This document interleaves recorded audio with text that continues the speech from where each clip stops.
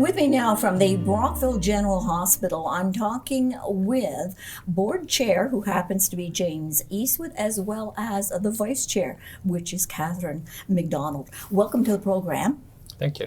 So what I want to do today is to talk to you people who are on the board, and so that our viewers are a little bit more educated as to what your roles are and what they can expect to see and find in the future. So if that's okay with you too, that's what we will do. Absolutely.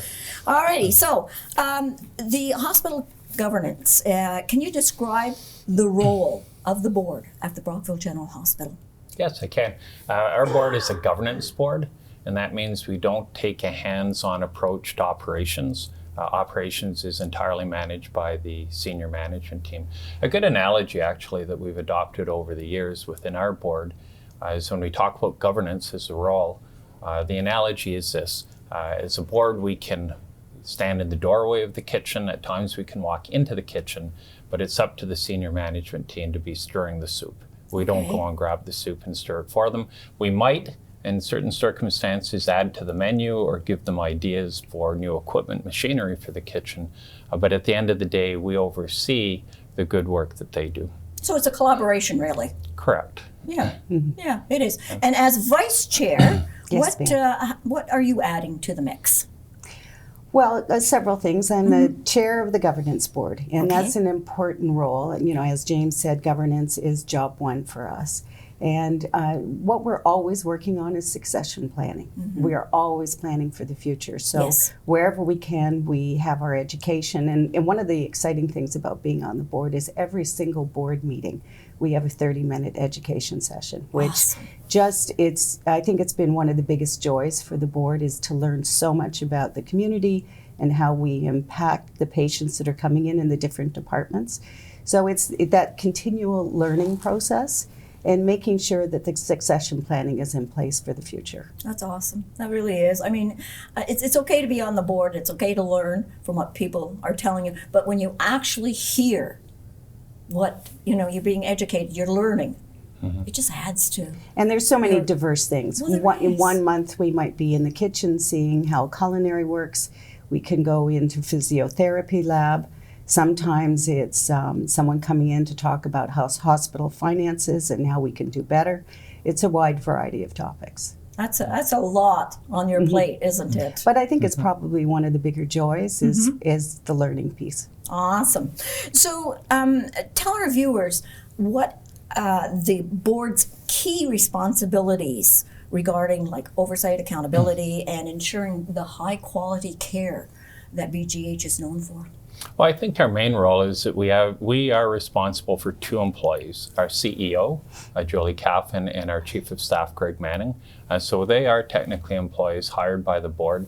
We're responsible for evaluating, overseeing their work. And our line of communication goes from the board through the chair to the CEO, from the CEO to the senior management team.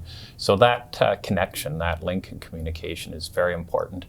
From there, we have 3 subcommittees on the board. Governance, quality, and resources. And governance, of course, we set the guardrails both for the board, how do we do our job as a governance board, and we try and set guardrails as well for senior management.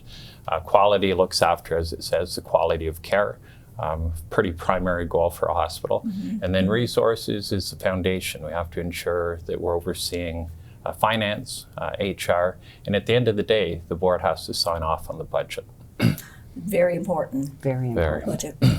So we hear a lot out in the community about recruitment of physicians, for example.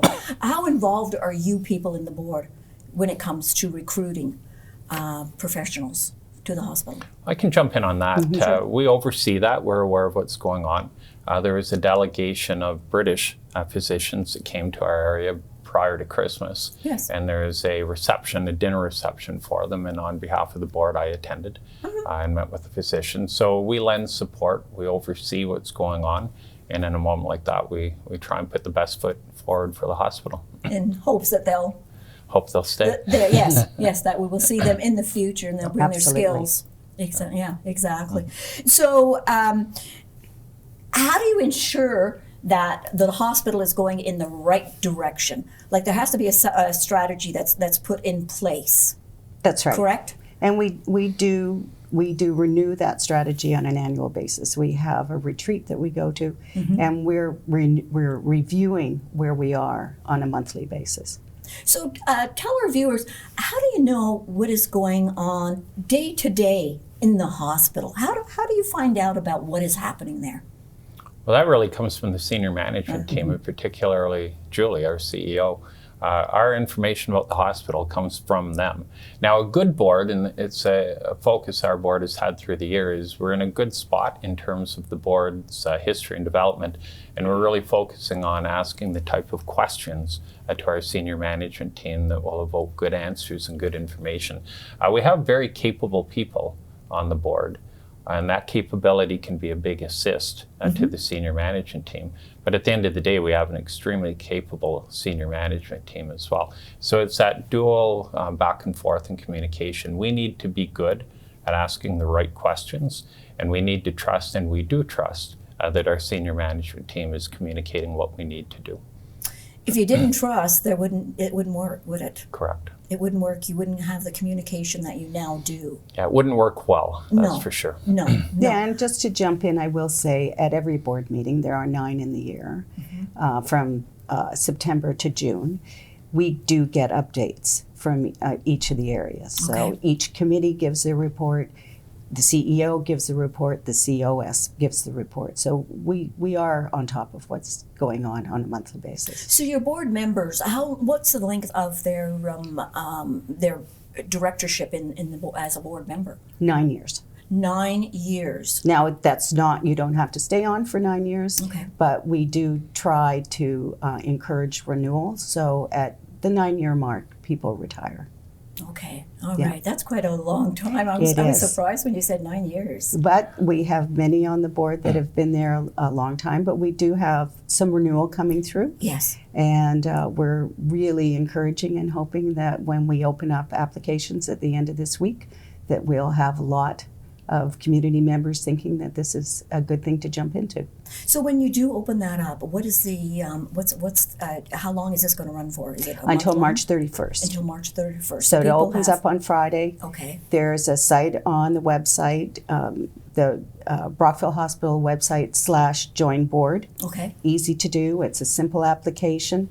And then you send it through to Margaret Cameron, who's our coordinator. Yes. And we'll put some interviews together, and we're very hopeful that we're going to get some new members coming in this year. Well, that's nice. That's nice. And when you have a person that's been on the board for 9 years, you have a lot of history.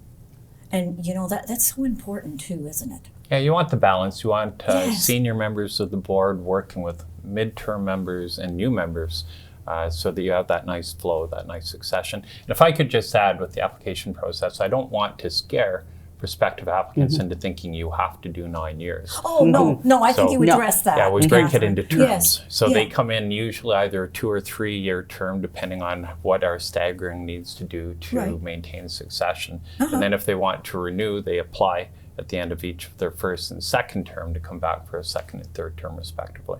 So, James, what was your interest? Why did you want to be on the board? Well, that's a good question. Catherine and I both joined the board after supervision had been in the hospital. So the supervisor came in. When a supervisor comes into a hospital, they take over. So they disband the board, Yes. become de facto the board and the CEO. And our supervisor did a very good job getting the hospital back on track. Right. And then we had to constitute a new board.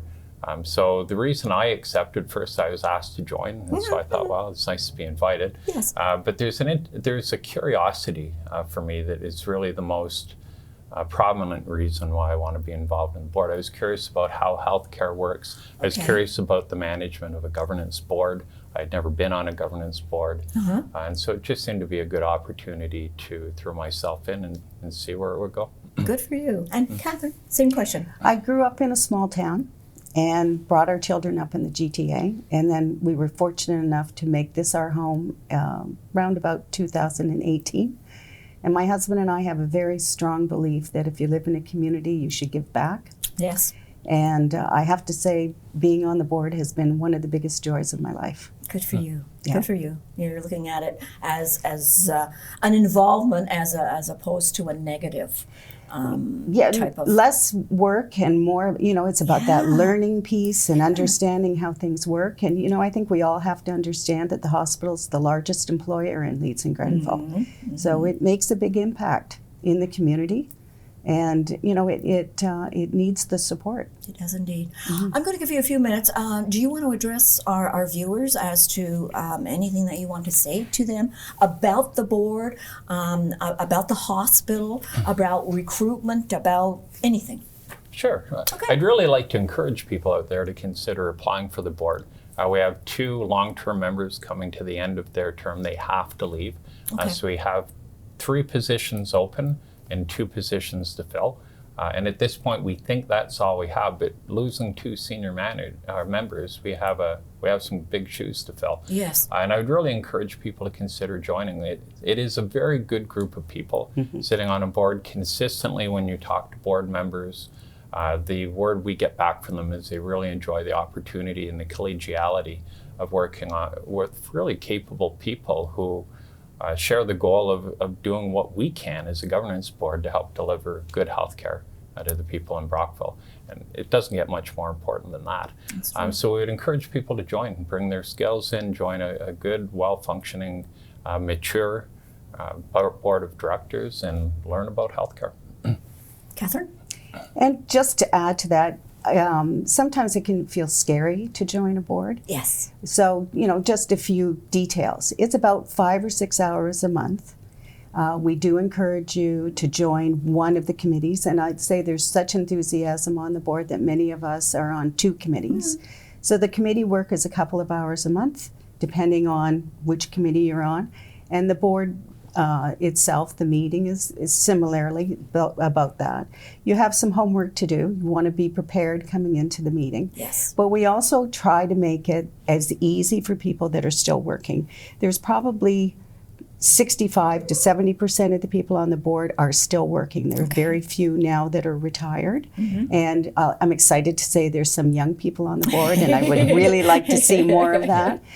So the committee meetings are either first thing in the morning or there's one at the end of the workday. And the board meetings are also at the end of the workday. So we're trying to make it as easy as possible for people to come in and join us. And the hospital is accessible. We do encourage coming live to the meetings for the board meetings. All committee meetings are online, but the board meetings we try to do live.